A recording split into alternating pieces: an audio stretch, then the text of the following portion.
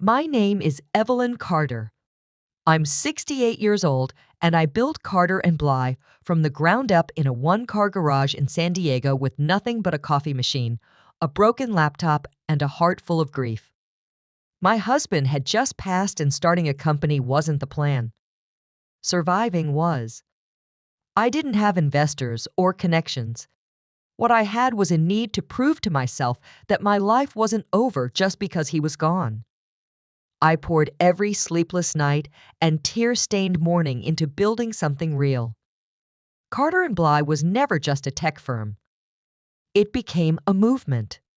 We helped small businesses scale through AI tools when no one even understood what that meant. I gave jobs to single mothers, refugees, and college dropouts with dreams. We didn't just grow. We stood for something. Over the years, we expanded across 5 states. Our clients trusted our voice because it came from someone who had lived through loss and still chose to build. Every keynote I gave, every deal I closed, I carried my husband's memory with me. He would have been proud of how far we came. But the world moves fast. And lately I've been hearing a certain phrase a lot more than usual. Maybe it's time you step back. Maybe the next chapter belongs to someone younger. Last week over dinner at my own house, my son Andrew and his wife Lily looked at me with soft smiles and suggested I think about retiring. They said I deserved to rest.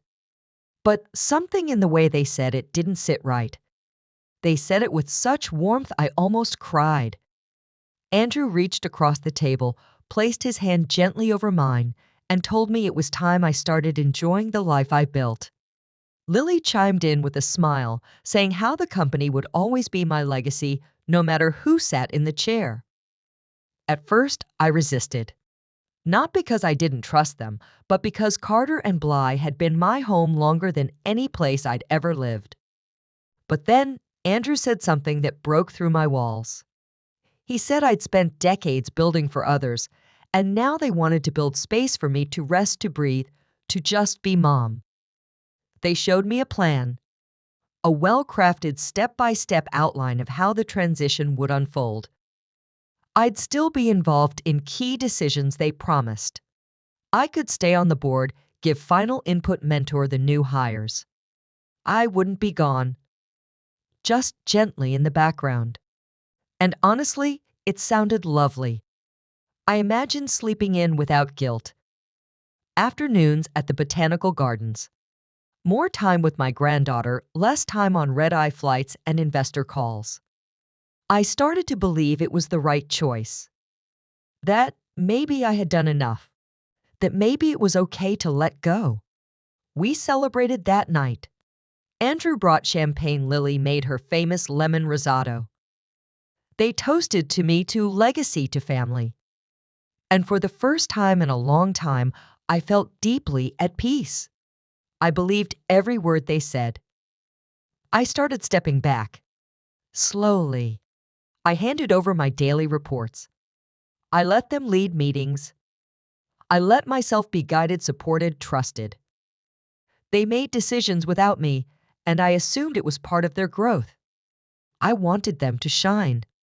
It wasn't until weeks later that I realized I'd stepped away from more than just work. I had stepped away from the seat of power, from access, from visibility, and they hadn't stopped me. Because maybe that had been the plan all along. They gave me a new title, Executive Chair. It sounded impressive on paper, like I still had weight, like I still mattered. But almost overnight, the weight behind my name began to disappear. My access to internal systems was suddenly limited. I was told it was just a security update, a temporary glitch. Then my longtime assistant was reassigned without notice, replaced by someone who barely made eye contact and rarely returned my calls. Meetings started happening without me. I'd see them on calendars I wasn't invited to. Announcements were made, initiatives launched, and I would hear about them after the fact. I wasn't part of decisions anymore. I was just notified. I tried to stay involved. I showed up, asked questions, offered ideas. But more often than not, my comments were met with polite nods, vague reassurances, and then quietly ignored. No one said it directly, but the message was clear. I had been moved aside. At first, I thought it was me. Maybe I had slowed down. Maybe I had truly outgrown this fast, young, relentless world. But deep down, I knew better. I wasn't being eased into retirement. I was being erased. I walked past my own portrait in the lobby one afternoon and realized something. I wasn't Evelyn Carter, the founder, the builder, the heartbeat. I was Evelyn Carter, the symbol, the figurehead, the face they kept on the wall while they quietly took down everything else I had stood for. It started with a document I couldn't open. A quarterly financial summary that used to land directly in my inbox now required special permission. When I asked about it, I was told it had been rerouted for streamlined review. That word stuck with me. Streamlined. Like I was a wrinkle they were trying to smooth out. Then I noticed something else. Meetings listed as strategy sessions with select leadership were happening weekly. My name was never on the invite list. I heard whispers in the hallways, saw calendar blocks labeled confidential, and watched familiar allies become distant overnight. The final clue came when I saw a draft pitch from Andrew's email accidentally printed and left in the copier room. It was addressed to a venture capital firm I had never heard of. The language was bold: streamlining ownership, refreshing leadership vision, modernizing culture. That was the moment I stopped calling this a retirement. This wasn't transition. It was takeover. And my own son was leading the charge. It was late. The kind of late where the office lights cast long shadows and every sound feels louder than it should. I had come back to grab a folder I left in my private drawer, something I didn't want to leave in anyone else's hands. That's when I heard her voice. Lily was in the glass conference room, pacing slowly with her phone pressed to her ear. I didn't mean to listen. I didn't even want to. But her voice was clear, calm, calculated. She said she's basically done. We just need to push the vote and it'll be over. I stopped moving. My body froze mid-step, breath held like something fragile. She wasn't talking about just business. She was talking about me. Me. The woman who gave her her first shot at leadership, who once held her hand when she miscarried, who made her family. I stood there hidden behind a wall of frosted glass, and suddenly everything made sense. The limited emails, the quiet meetings, the missing numbers, and the quiet tones. It wasn't coincidence. It was orchestration. I don't remember walking out. I don't even remember getting home. All I remember is the feeling, the slow ache that moved through my chest and stayed there. I had been betrayed before, but this time, it wasn't just betrayal. It was annihilation of trust. She called me Mom. She hugged me like I mattered. And in one cold sentence, she ended every illusion I still held on to. I was never part of the plan. I was just the final piece they needed to remove. I didn't scream. I didn't storm into the room. I walked away as if I hadn't heard a thing, as if nothing had shifted in me. But something had. Something sharp and clear had snapped into focus.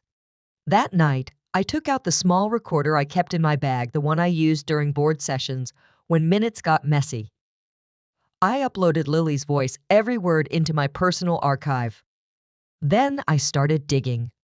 Every memo, every altered spreadsheet, every calendar exclusion. I built a quiet case, one file at a time. At sunrise, I called Monroe.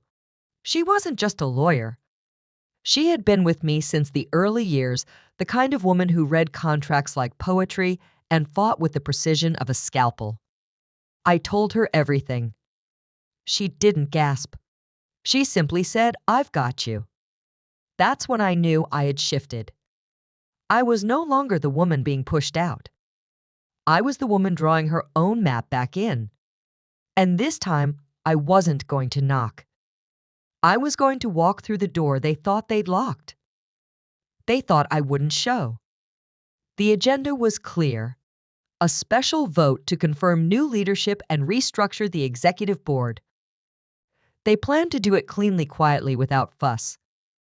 Just one more item before lunch. But when they walked into the boardroom that morning, I was already there.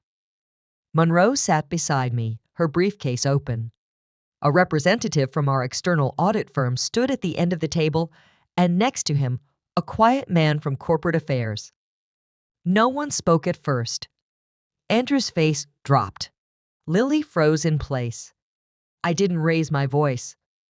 I simply began reading a sequence of altered financial reports, meeting transcripts with falsified summaries, and then the audio. The room went silent when Lily's voice filled the space, calm and damning. She's basically done. We just need to push the vote. I looked them both in the eye. And for once, they didn't look back. Then Monroe laid out the legal implications: breach of fiduciary duty, misrepresentation to shareholders, violations of internal ethics codes. I had already submitted the findings to the board's independent counsel and press team. Every corner they thought they had covered was now under light. There was no vote that day. No celebration. Just a silence so thick it felt like justice. I didn't need to shout. I didn't need revenge. I had the truth. And I had the power they thought they had stolen. It was never theirs to keep. No one spoke as the envelopes were handed out. Each one sealed, stamped, deliberate. Lily opened hers first. Her lips parted, but no sound came out. Her contract was terminated, effective immediately. Security would escort her out by noon. Andrew stood still as his was delivered. Suspension pending further review. His access was already revoked. The bank accounts they'd funneled discretionary funds through were frozen, every transaction flagged for audit. Neither one of them said a word. I stood before the board, not as a mother, not even as a founder, but as the woman who still remembered why this company was born. I announced a full restructure. No more legacy seats. No more family ties clouding responsibility. Only people who believed in what we started would stay. The room nodded slowly. Some out of fear. Some in quiet relief. I didn't offer threats. I offered clarity. It was time to build again. Not on bloodlines, but on truth. And that day, I did it in silence. The kind of silence that no one dares interrupt. He came to my office 2 days later. No cameras, no lawyers. Just him holding a small paper cup of coffee he didn't drink. He said he was sorry. Said it wasn't personal. That pressure from stakeholders got the best of him. That Lily had pushed harder than he realized. I listened. I really did. Not because I believed him, but because I had to let him say it. For him, maybe it was closure. For me, it was confirmation. The apology came dressed in corporate Polish practiced pauses and softened regret. When he finished, I told him the truth. You chose the title. But I gave it meaning. That's the difference. I wasn't angry anymore. I wasn't seeking revenge. I just didn't see my son in him anymore. And when the man across from you becomes someone you don't recognize, you stop offering space in your life. Even if they once called you mom. My new office has no glass walls. Just a corner desk by the window, a shelf of business books, and a coffee pot that never quite finishes brewing. It's in a shared space filled with laughter, startup pitches, and whiteboards scribbled with hope. I mentor 3 young women now. Each one carries a dream the size of a mountain, and all they need is someone who's walked the path before them. There's no boardroom, no shareholder calls, no quarterly battles, just quiet progress and the soft rhythm of believing in something again. I breathe easier here. There's no one measuring my worth in margins or market caps. Some say I've stepped down, but to me, I've stepped back into myself. I'm no longer trying to hold a title that forgot who I was. I'm shaping lives again.